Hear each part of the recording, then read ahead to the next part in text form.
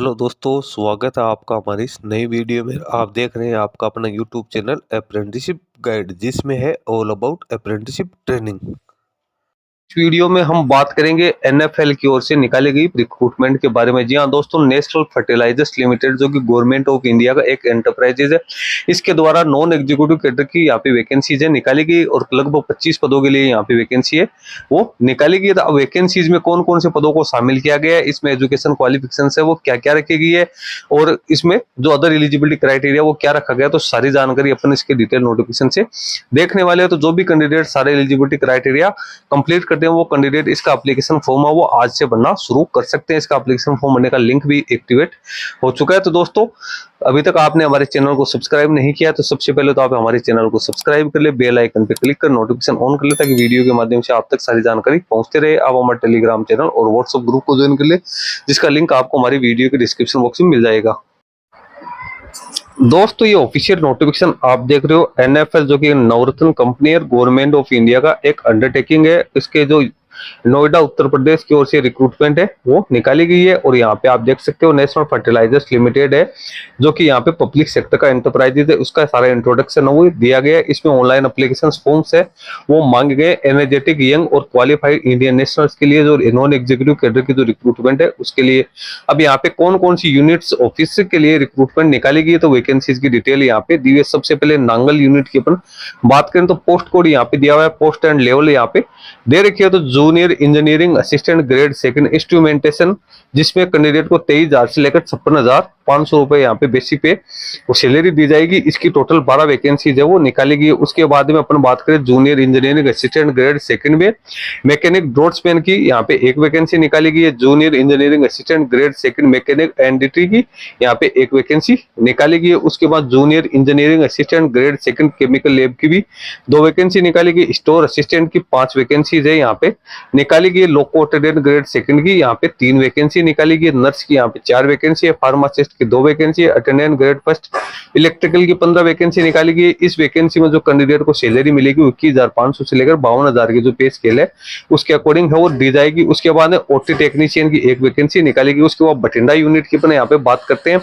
तो junior engineering assistant grade second production की 33 vacancy निकाली गई है। Junior engineering assistant grade second instrumentation की 7 वैकेंसी है। Junior engineering assistant grade second electrical की 4 वैकेंसी है। Junior engineering assistant grade second mechanic draughtsman की यहाँ पे अपन बात करते हैं तो इसकी 1 वैकेंसी है। Junior engineering assistant grade second mechanic NDT की 1 वैकेंसी है। स्टोर असिस्टेंट की 4 वैकेंसी है। नर्स की 2 वैकेंसी है। फार्मासिस्ट की 1 वैकेंसी निकाली गई। लैब टेक्नीशियन की 2 वैकेंसी है। एक्सरे टेक्नीशियन की 1 है। अकाउंट्स असिस्टेंट की 3 वैकेंसी है। Attendant grade first mechanical fitter की यहाँ पे 20 वैकेंसी निकाली गई। Attendant grade first mechanical welder की 2 वैकेंसी है।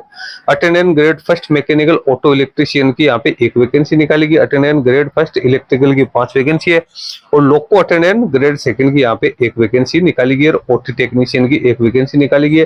फिर बात करते हैं पानीपत यूनिट की तो पानीपत यूनिट में junior engineering assistant grade second production की 20 वैकेंसी है। जूनियर इंजीनियरिंग असिस्टेंट इंस्ट्रूमेंटेशन की 14 वैकेंसी है। Junior engineering assistant grade second electrical की 3 वैकेंसी है। Junior engineering assistant grade second mechanic draughtsman की 1 वैकेंसी निकाली गई है। उसके बाद में आगे अपन बात करें तो junior engineering assistant grade second mechanic NDT की 1 वैकेंसी है। Junior engineering assistant grade second chemical lab की 4 वैकेंसी है। स्टोर असिस्टेंट की 2 वैकेंसी है। लोको अटेंडेंट ग्रेड सेकंड की 2 वैकेंसी है। नर्स की 2 वैकेंसी है। फार्मासिस्ट की 4 वैकेंसी निकाली गई। लैब टेक्नीशियन की 1, एक्सरे टेक्नीशियन की 1, अकाउंट्स असिस्टेंट की 1, attendant grade first mechanical fitter की 15 vacancy, attendant grade first mechanical auto electrician की यहाँ पे 1 वैकेंसी है निकाली गई। उसके बाद attendant grade first mechanical diesel mechanic की 2 वैकेंसी है। उसके बाद mechanical Turner assistant grade first की 3 वैकेंसी है।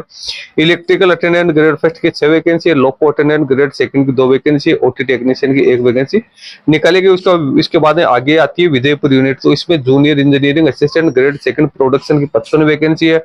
Junior engineering assistant grade second mechanical की 6 वैकेंसी है। Junior engineering assistant grade second electrical की 7 वैकेंसी है। Junior engineering assistant grade second draughtsman की एक वैकेंसी है, junior engineering assistant grade second mechanic NDT की एक वैकेंसी निकाली गई, junior engineering assistant grade second chemical lab की 4 वैकेंसी है, स्टोर असिस्टेंट की यहाँ पे टोटल 8 वैकेंसी निकाली गई। नर्स की बात करें तो नर्स की यहाँ पे 2 वैकेंसी है, फार्मासिस्ट की यहाँ पे 3 वैकेंसी है वो निकाली गई, लैब टेक्नीशियन की 1 वैकेंसी आपको देखने को यहाँ पे मिलेगी। Attendant grade first mechanical fitter की 5 वैकेंसी है, mechanical welder attendant grade first की 1 वैकेंसी है, mechanical machinist attendant grade first की 2 वैकेंसी है, उसके बाद attendant grade first mechanical boring machine की 1 वैकेंसी है, इंस्ट्रूमेंटेशन अटेंडेंट ग्रेड फर्स्ट की 4 वैकेंसी है और अटेंडेंट ग्रेड फर्स्ट इलेक्ट्रिकल की यहाँ पे 7 वैकेंसी है, लोको अटेंडेंट ग्रेड थर्ड की यहाँ पे 1 वैकेंसी निकाली गई। अब जो मार्केटिंग डिवीजन है तो उसमें यहाँ पे अकाउंट्स असिस्टेंट की 4 वैकेंसी निकाली गई, कॉर्पोरेट ऑफिस में अकाउंट असिस्टेंट की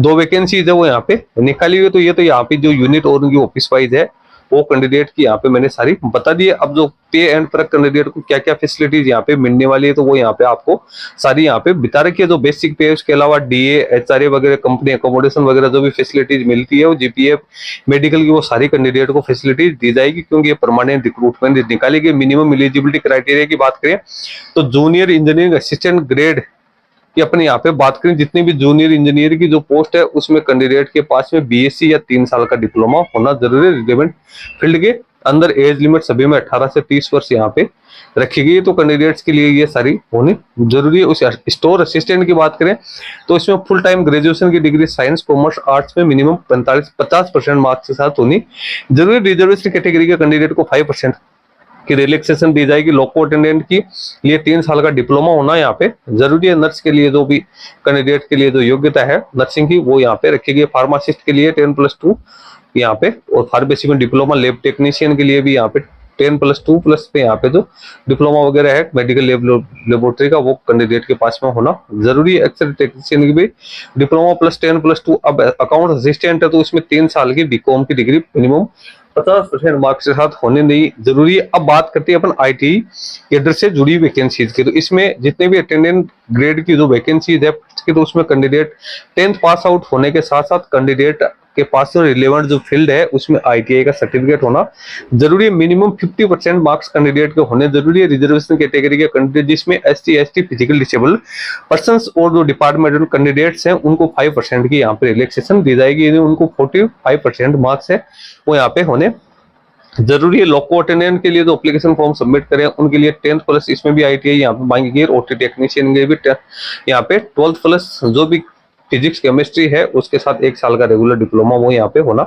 जरूरी है। कट ऑफ डेट की बात करें तो 30/9/2024 के अकॉर्डिंग कैंडिडेट के पास में जो सारी एलिजिबिलिटी क्राइटेरिया वो कैंडिडेट के पास में होना जरूरी है। उसके बाद एजुकेशन क्वालिफिकेशन है तो वो रिकॉग्नाइज यूनिवर्सिटी के यहाँ पे होनी जरूरी है। अब एप्लीकेशन फी की अपन बात करें तो इसमें एप्लीकेशन फी है वो 200 रुपए प्लस यहाँ पे जो भी एप्लीकेबल टैक्सेस है वो सभी पोस्ट के लिए 25 प्रकार की जो वैकेंसी है उसमें सभी में यही रखी गई। एप्लीकेशन प्रोसीजर की बात करें तो एप्लीकेशन फॉर्म है जो भी कैंडिडेट सारा एलिजिबिलिटी क्राइटेरिया इंश्योर करते हैं वो 9 अक्टूबर से लेकर 8 नवंबर तक इसका एप्लीकेशन फॉर्म सबमिट कर सकते हैं। इसके लिए इसके ऑफिशियल वेबसाइट पे आपको जाना होगा www.nationalfertilizers.com के कैरियर सेक्शन में जाकर आप अपना एप्लीकेशन फॉर्म सबमिट कर सकते हो। इसमें 2 स्टेप रहेगी। सबसे पहले तो आपको अपना रजिस्ट्रेशन करना है मोबाइल नंबर ईमेल आईडी के जरिए, उसके बाद आपको लॉगिन करके आपका एप्लीकेशन फॉर्म वो आपको सबमिट करना है। डॉक्यूमेंट्स क्या क्या आपको उसके अटैच करने हैं और उसके साइज क्या रहेगी तो वो यहाँ पे सारी जानकारी आपको दे रखी है। 13 प्रकार के डॉक्यूमेंट्स वो आपको यहाँ पे करना है। उसके बाद प्री और सबमिशन आपको देखना है। उसके बाद फी का पेमेंट आपको यहाँ पे करके उसका प्रिंट आउट निकाल के अपने पास रख लेना है।